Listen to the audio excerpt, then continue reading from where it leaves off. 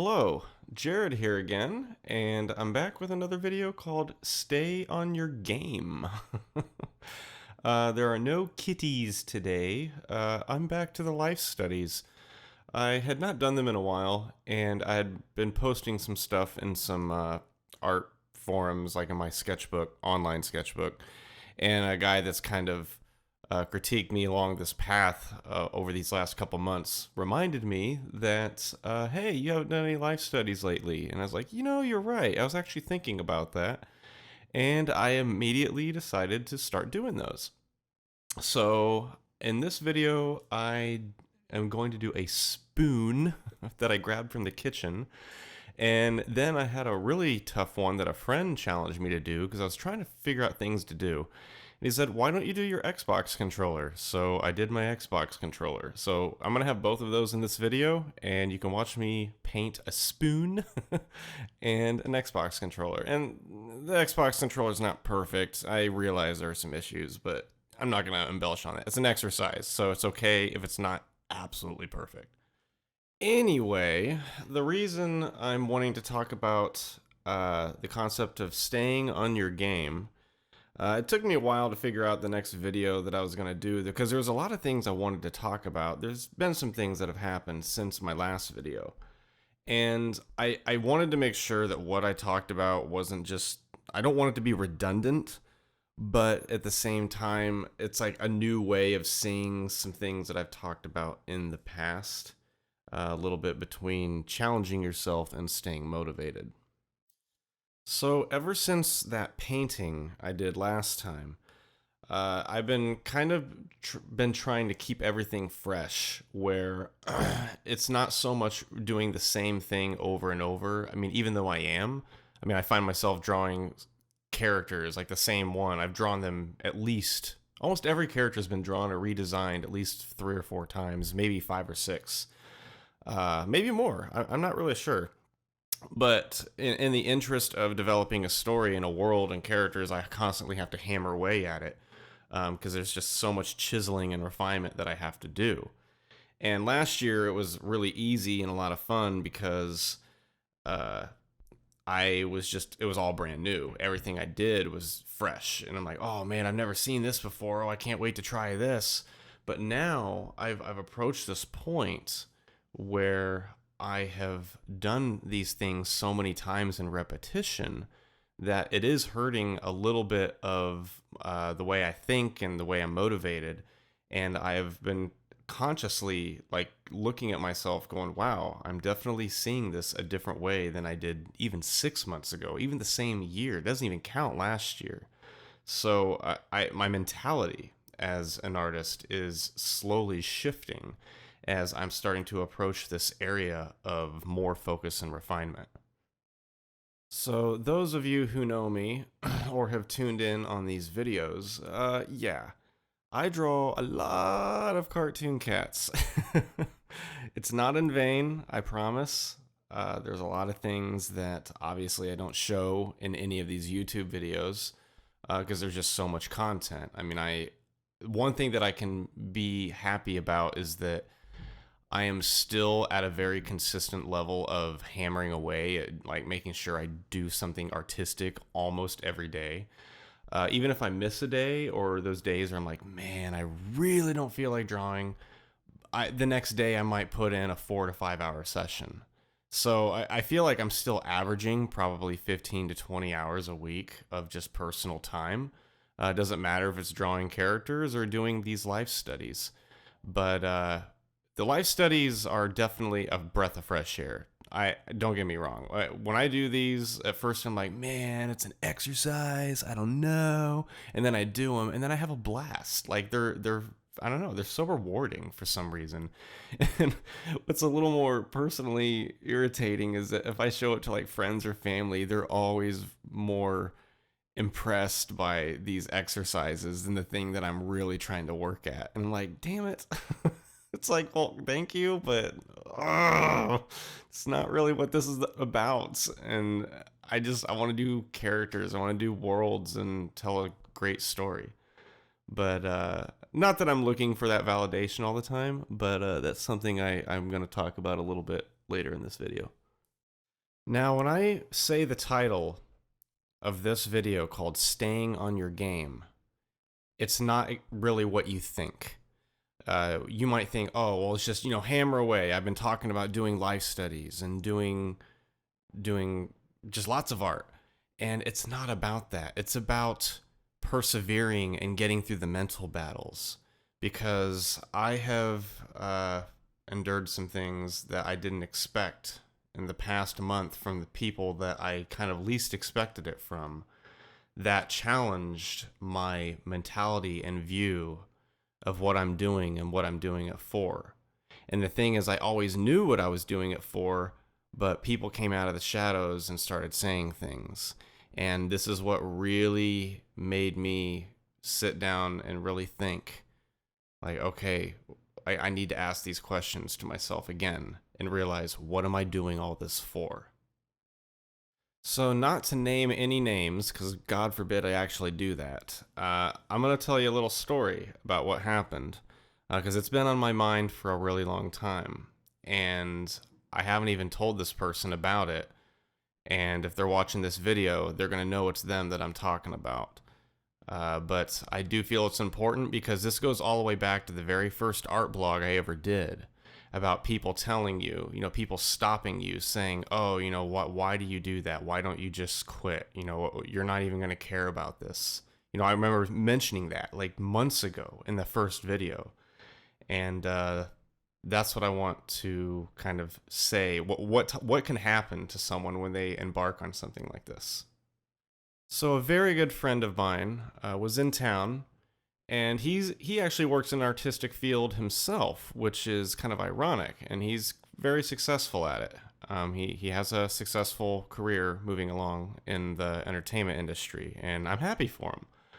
But we were hanging out in a bar somewhere in Manhattan, and we were just chatting it up. And eventually, my whole comic and kitty thing came up. I don't even think I was the one that brought it up. He wanted to bring it up, but he basically wanted to kind of talk about so many things. Like, he has a lot of experience, and I respect him, but let me just kind of outline what the conversation was going like.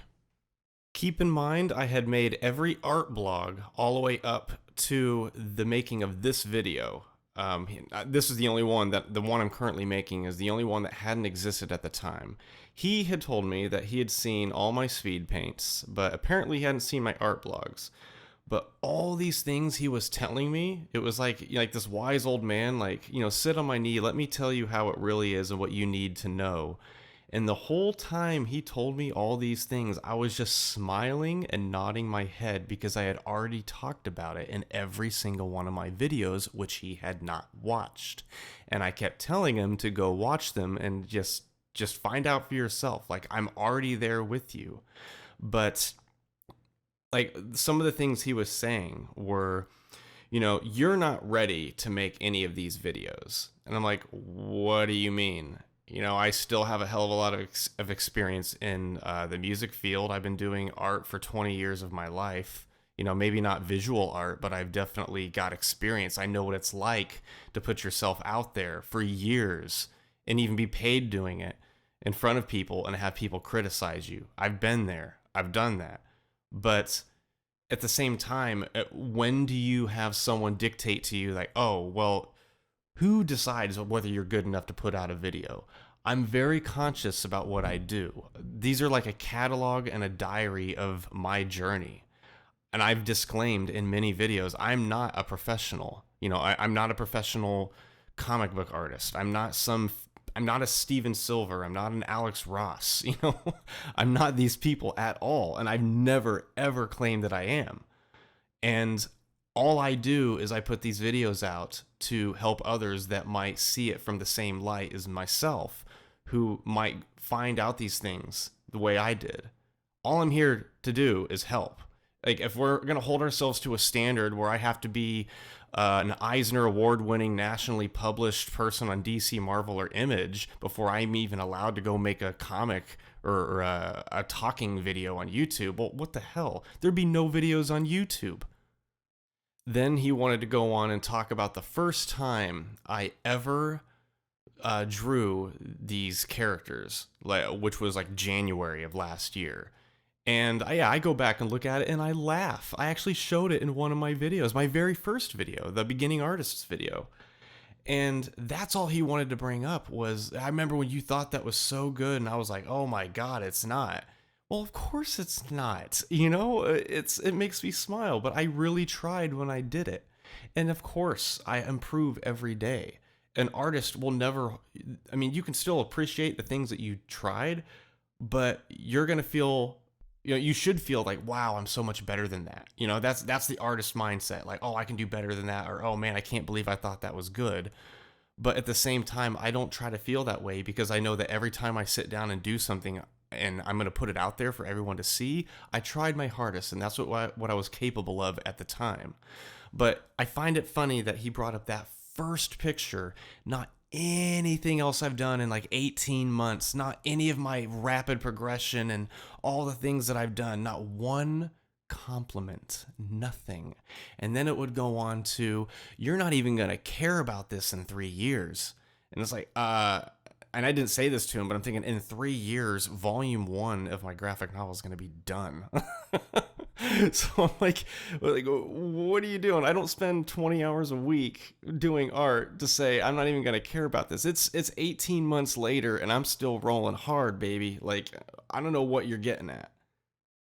And then if you want to call it a compliment, I don't even know if it's a compliment, but he's like, oh yeah, but when you do those life studies, when you did like that glass and stuff, those are way better than anything else you've done. I'm like, thanks. But it's obvious that you don't prefer my art.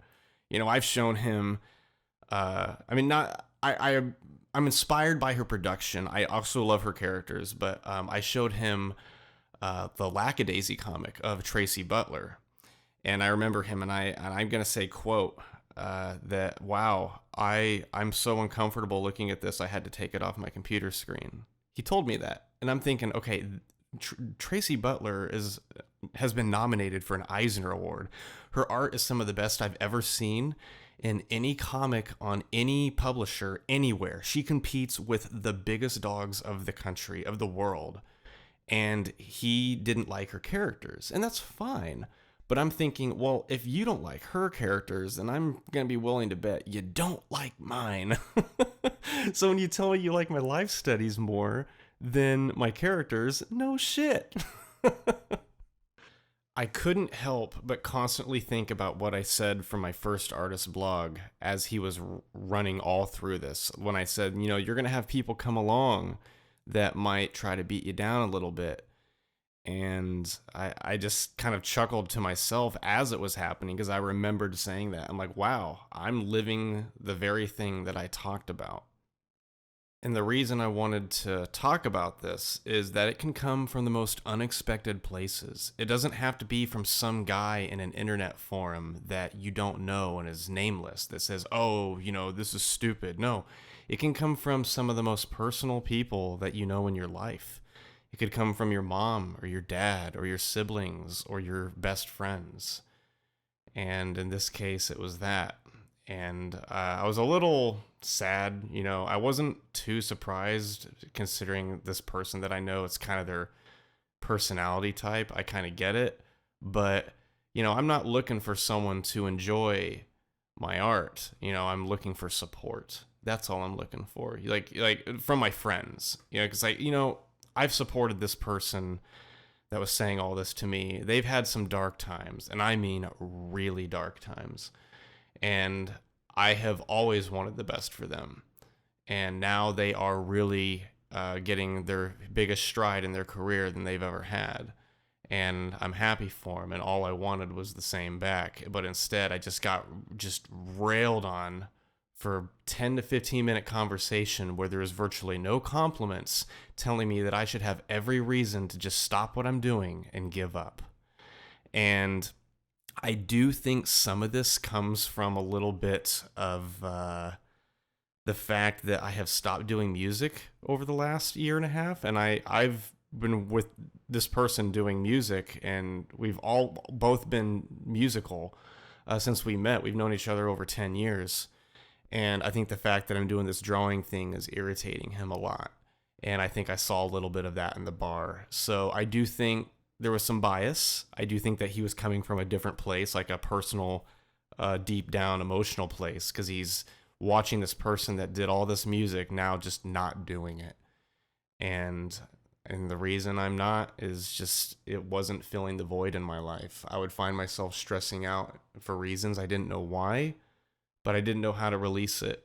And it was just a simple fact that I wasn't happy. And this showed me the doorway. That I got this surge of inspiration in drawing, and this was all my childhood before I did music to begin with. This was my life before music.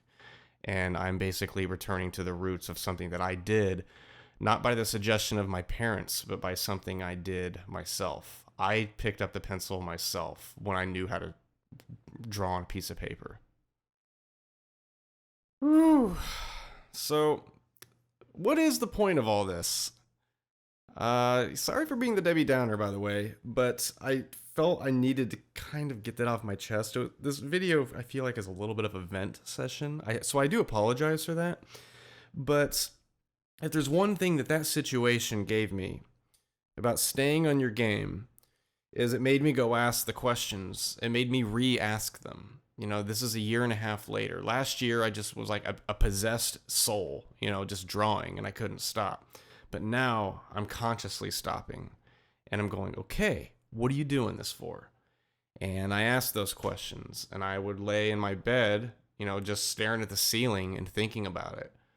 And the good thing is I was able to answer that clearly and concisely. And I don't have to get into that right now for this video. It's not really important. But it allowed me to realize, it made me recheck what this is all about. It's not just about, finding happiness, but, I have goals. I could say that whole hilarious YOLO thing, you only live once, but, I want to have something that's mine and my own. And I know exactly why I'm making this project with these particular types of characters. There's reasons for it. It's not just me shooting from the hip. I may get into that in a later video, but right now, I just wanted to let people know that it's good to have reasons, to have good reasons for what you're doing. I mean, yes, you can be the artistic soul, or you're a free spirit, but it's always good to have like a little checkbox or a couple checkboxes of what you're after and know why they're there. As I said before in past videos, if you have that core in you, that drive, that one good reason of something, no one can take that from you. And that's why, despite hearing all that from a friend, basically ripping me down and everything that I've been working hard for, he couldn't shake me. And in fact, he gave me more motivation to press on harder. So before I start rambling too long and let this video get out of hand, I'm just going to go ahead and wrap it up and save that for another time. So thanks for watching. Thanks for bearing with me. I hope this might have opened a couple people's eyes of what could happen as you keep moving down the path. I'm not saying it's going to happen to everyone, but it's not perfect. Life's not perfect. Life's going to throw you curveballs, and those balls are going to come from many different directions. So just try to be ready for it and make sure you got a game plan when it happens. So thanks for watching. Comment, like, subscribe, and I'll see you next time.